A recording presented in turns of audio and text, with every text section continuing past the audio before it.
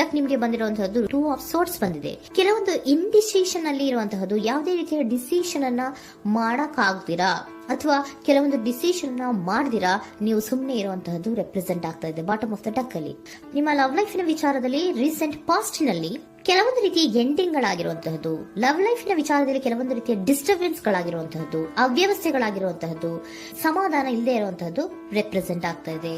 ಯಾಕೆ ಅಂದ್ರೆ love life ನ ವಿಚಾರದಲ್ಲಿ ಯಾವುದೇ ರೀತಿಯ ಪಾಸಿಟಿವ್ ಬದಲಾವಣೆಗಳಾಗುತ್ತಾ ಅನ್ನುವಂತಹದ್ದು ನೀವು ಪಾಸ್ಟ್ ನಲ್ಲಿ ನೀವು ನಿಮ್ಮ ಲವ್ ಲೈಫ್ ನಲ್ಲಿ ನೀವು ಆಲೋಚನೆಯನ್ನ ಮಾಡಿದ್ದೀರಿ, ಕೆಲವೊಂದು ಬದಲಾವಣೆಗಳಾಗುವಂತ ಸಾಧ್ಯತೆಗಳಿದೆಯಾ ಅಂತ. ಆದ್ರೆ ಎಂಡಿಂಗ್ ಗಳಾಗಿರುವಂತಹದ್ದು ಯಾವುದೇ ರೀತಿಯ ಸರಿ ಹೋಗಿಲ್ದೇ ಇರುವಂತಹದ್ದು ರೆಪ್ರೆಸೆಂಟ್ ಆಗ್ತಾ ಇದೆ. ತುಂಬಾ ಆಲೋಚನೆಯನ್ನ ಮಾಡಿರುವಂತಹದ್ದು ನಿಮ್ಮ ಲವ್ ಲೈಫಿನ ವಿಚಾರವಾಗಿ ನಿದ್ರಾಹೀನತೆಗಳಾಗಿದೆ.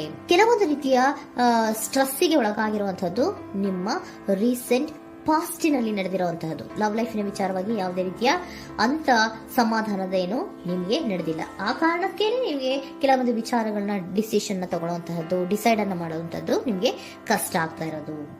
ನೀವು ಪ್ರೆಸೆಂಟ್ ಸಿಚುಯೇಷನ್ ಅಲ್ಲಿ ಬರುವಂತಹ ಆಫರ್ಗಳನ್ನ ನೀವು ಏನ್ ಮಾಡ್ತಾ ಇದ್ದೀರಾ ಅಂದ್ರೆ ರಿಜೆಕ್ಟ್ ಮಾಡ್ತಾ ಇದ್ದೀರಾ ಅಥವಾ ಮಿಸ್ ಮಾಡ್ಕೋತಾ ಇದ್ದೀರಾ. ಕೆಲವೊಂದು ಆಪರ್ಚುನಿಟೀಸ್ ಗಳು ಬಂದ್ರೂ ಕೂಡ ಅದರ ಬಗ್ಗೆ ನೀವು ಕರೆಕ್ಟ್ ಆಗಿ ಗಮನವನ್ನ ಕೊಡ್ತಾ ಇಲ್ಲ. ಯಾಕೆ ಕೊಡ್ತಾ ಇಲ್ಲ?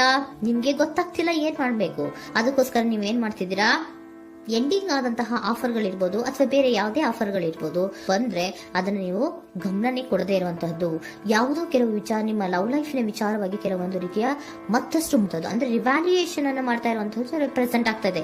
ಪ್ರೆಸೆಂಟ್ ಅಲ್ಲಿ ನಾನು ಯಾವುದೇ ಆಫರ್ ಅನ್ನ ತಗೊಳ್ಳುವಂತ ಸ್ಥಿತಿಯಲ್ಲಿ ಇಲ್ಲ ಅನ್ನುವಂತ ರೀತಿಯಲ್ಲಿ ನೀವು ಆಫರ್ಗಳನ್ನ ಮಿಸ್ ಮಾಡ್ಕೊಳ್ಳುವಂತಹದ್ದು ಅಥವಾ ರಿಜೆಕ್ಟ್ ಮಾಡುವಂತಹದ್ದು ರೆಪ್ರೆಸೆಂಟ್ ಆಗ್ತಾ ಇದೆ. ನೆಕ್ಸ್ಟ್ ಕಾರ್ಡ್ ಬಂದಿರುವಂತಹದ್ದೇನು, ಪ್ರೆಸೆಂಟ್ ನಲ್ಲಿ ಪೇಜ್ ಆಫ್ ಸೋರ್ಟ್ಸ್ ಬಂದಿದೆ. ಯಾವುದೋ ಒಂದು ನಿಮ್ಮ ಲವ್ ಲೈಫಿನ ವಿಚಾರವಾಗಿ ಬಹಳಷ್ಟು ಕ್ಯೂರಿಯಾಸಿಟಿಯಿಂದ ಏನೋ ವಿಚಾರವನ್ನ ತಿಳ್ಕೊತಾ ಇದ್ದೀರಾ, ಬಹಳಷ್ಟು ಕ್ಯೂರಿಯಾಸಿಟಿಯಿಂದ ತಿಳ್ಕೊತಾ ಇದ್ದೀರಾ ಏನಾಗ್ತಾ ಇದೆ, ಹೇಗಾಗ್ತಾ ಇದೆ ಅಂತ. ತುಂಬಾನೇ ನೀವು ಕೆಲವೊಬ್ರು ಲವ್ ಲೈಫಿನ ವಿಚಾರದಲ್ಲಿ ತುಂಬಾನೇ ಮಾತು ಕೂಡ ಆಡ್ತಾ ಇರುವಂತಹದ್ದು ರೆಪ್ರೆಸೆಂಟ್ ಆಗ್ತಾ ಇದೆ. ಏನಾಗ್ತಾ ಇದೆ, ಹೇಗಾಗ್ತಾ ಇದೆ, ಈ ಗಲಿಬಿಲಿಗಳು, ಡಿಸ್ಟ್ರಾಕ್ಷನ್ಸ್ಗಳು ಅಥವಾ ಡಿಸಿಷನ್ಸ್ ನ ಮಾಡಕ್ಕಾಗದೆ ಏನಕ್ಕೆ ಒದ್ದಾಡ್ತಿದೀವಿ ಅನ್ನೋದ್ರ ಬಗ್ಗೆ ಕೂಡ ನೀವು ಕೆಲವೊಂದು ರೀತಿಯ ಮಾತಾಡ್ತಾ ಇರುವಂತಹದ್ದು ರೆಪ್ರೆಸೆಂಟ್ ಆಗ್ತಾ ಇದೆ. ಯಾವಾಗ ಕೆಲವೊಂದು ವಿಚಾರಗಳಲ್ಲಿ ನೀವು ಮಾತಾಡಿ ಕ್ಲಿಯರ್ ಅನ್ನ ಮಾಡ್ಕೊಂತೀರೋ ಆಗ ನೀವು ಕೆಲವೊಂದು ರೀತಿಯ ಆಕ್ಷನ್ಸ್ ಗಳನ್ನ ತಗೋಬೇಕು ಅನ್ನುವಂಥ ನಿರ್ಧಾರವನ್ನ ಮಾಡಿರುವಂತದ್ದು. ಆಫರ್ಗಳು ಬಂದ್ರೂ ಕೂಡ ರೆಫ್ಯೂಸ್ ಮಾಡ್ತೀರಾ. ಆದ್ರೆ ಏನೀಗ ಹಿಂದೆ ಪಾಸ್ಟಿನಲ್ಲಿ ನಡೆದಿತ್ತೋ ಅದು ಯಾಕಾಯ್ತು, ಏನಕ್ಕಂಗಾಯ್ತು ಅನ್ನೋದ್ರ ಬಗ್ಗೆ ಕೂಡ ನೀವು ಮಾತಾಡುವಂತ ಸಾಧ್ಯತೆಗಳು ರೆಪ್ರೆಸೆಂಟ್ ಆಗ್ತಾ ಇದೆ ಅಟ್ ಪ್ರೆಸೆಂಟಿನಲ್ಲಿ. ಆಮೇಲೆ ನೀವು ಮಾತಾಡಿದ್ಮೇಲೆ ಕೆಲವೊಂದು ರೀತಿಯ ನಿರ್ಧಾರಗಳನ್ನ ಮಾಡುವಂತಹದ್ದು. ನೈಟ್ ಆಫ್ ವ್ಯಾಂಡ್ಸ್ ಬಂದಿದೆ. ಸೊ ಆವಾಗ ನೀವು ನಿಮ್ಮ ಕೆಲವೊಂದು ವಿಚಾರಗಳಲ್ಲಿ ಕ್ಲಾರಿಟಿಗೆ ಬಂದ್ಮೇಲೆ ನಿಮ್ಮ ಲವ್ ಲೈಫಿನ ವಿಚಾರದಲ್ಲಿ ಕೆಲವೊಂದು ಆಕ್ಷನ್ ಗಳನ್ನ ತಗೊಳ್ಳುವಂತಹದ್ದು ರೆಪ್ರೆಸೆಂಟ್ ಆಗ್ತಾ ಇದೆ. ಹಾಗೆ ಏನ್ ಆಕ್ಷನ್ಸ್ ಗಳನ್ನ ತಗೋತೀರಾ, ಈಗ ಕೆಲವೊಂದು ರೀತಿಯ ಆಫರ್ಗಳನ್ನ ನೀವು ಬಂದಂತಹ ಆಫರ್ಗಳನ್ನ ನೀವು ಏನ್ ಮಾಡಿದೀರಾ, ರೆಫ್ಯೂಸ್ ಅನ್ನ ಅಟ್ ಪ್ರೆಸೆಂಟ್ ಅಲ್ಲಿ ಮಾಡಿದ್ದೀರಾ.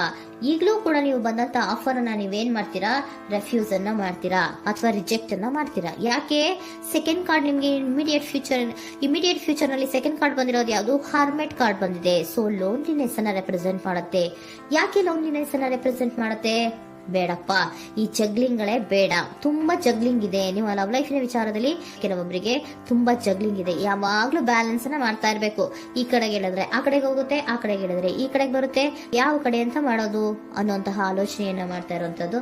ಸದ್ಯಕ್ಕೆ ಯಾವುದೇ ಆಫರ್ ಬೇಡ, ಸ್ವಲ್ಪ ಒಂಟಿಯಾಗಿರೋಣ ಅಂತ ನೀವು ಆಲೋಚನೆಯನ್ನ ಮಾಡ್ತಾ ಇರುವಂತದ್ದು ರೆಪ್ರೆಸೆಂಟ್ ಆಗ್ತಾ ಇದೆ. ಮತ್ತೆ ಕೆಲವೊಬ್ಬರಿಗೆ ಕೆಲವೊಂದು ರೀತಿಯ ಕ್ಯೂರಿಯಾಸಿಟಿಯಿಂದ ಏನಾಗ್ತಾ ಇದೆ ಅಂತ ವಿಷಯಗಳನ್ನ ತಿಳ್ಕೊಂಡ್ಮೇಲೆ ಕೆಲವೊಂದು ಆಕ್ಷನ್ಸ್ ಗಳನ್ನ ತಗೊಳ್ಳುವಂತದ್ದು ಕೂಡ ರೆಪ್ರೆಸೆಂಟ್ ಆಗ್ತಾ ಇದೆ. ಯಾವುದೇ ರೀತಿಯ ಭಯ ಇಲ್ಲದೆ ವಿಷಯಗಳನ್ನ ತಿಳ್ಕೊಂಡು ನೀವು ಆಫರ್ಗಳನ್ನ ಅಟ್ ಪ್ರೆಸೆಂಟ್ ಅಲ್ಲಿ ರೆಫ್ಯೂಸ್ ಮಾಡೋ ಸಾಧ್ಯತೆಗಳು ಕೂಡ ಕೆಲವೊಬ್ಬರಿಗೆ ರೆಪ್ರೆಸೆಂಟ್ ಆಗ್ತದೆ. ಯಾಕೆ ಆಫರ್ಗಳನ್ನ ರೆಫ್ಯೂಸ್ ಮಾಡ್ತೀರಾ? ನಿಮ್ಮ ಲವ್ ಲೈಫಿನ ವಿಚಾರದಲ್ಲಿ ಬರೀ ಜಗ್ಲಿಂಗ್, ತುಂಬಾ ಬ್ಯಾಲೆನ್ಸ್ ಅನ್ನ ಮಾಡ್ಬೇಕು. ಯಾವ ಕಡೆ ಮಾಡ್ಬೇಕು, ಹೇಗ್ ಮಾಡ್ಬೇಕು ಗೊತ್ತಾಗದೇ ಇಲ್ಲ. ನೀವೇನ್ ಮಾಡ್ತೀರಾ, ಸ್ವಲ್ಪ ದಿನದ ಮಟ್ಟಿಗೆ ನಾನು ಲೋನ್ಲಿ ಆಗಿರ್ಬೇಕು ಅನ್ನೋದನ್ನ ಇಲ್ಲಿ ನಿಮ್ಗೆ ಲವ್ ಲೈಫಿನ ವಿಚಾರವಾಗಿ ರೆಪ್ರೆಸೆಂಟ್ ಆಗ್ತಾ ಇದೆ. ಈ ಎಲ್ಲಾ ಕನ್ಫ್ಯೂಷನ್ಸ್ ಇರೋದ್ರಿಂದಲೇ ನಿಮ್ಗೆ ಬಾಟಮ್ ಆಫ್ ದ ಡಕ್ ಬಂದಿರುವಂತಹದ್ದು 2 ಆಫ್ ಸೋರ್ಟ್ಸ್ ಬಂದಿರುವಂತಹದ್ದು. ಸೊ ಇಂಡಿಸಿಷನ್ ಆಗ್ತಾ ಇರೋಂಥದ್ದು. ಏನ್ ಮಾಡ್ಬೇಕು ಗೊತ್ತಾಗಲ್ಲ.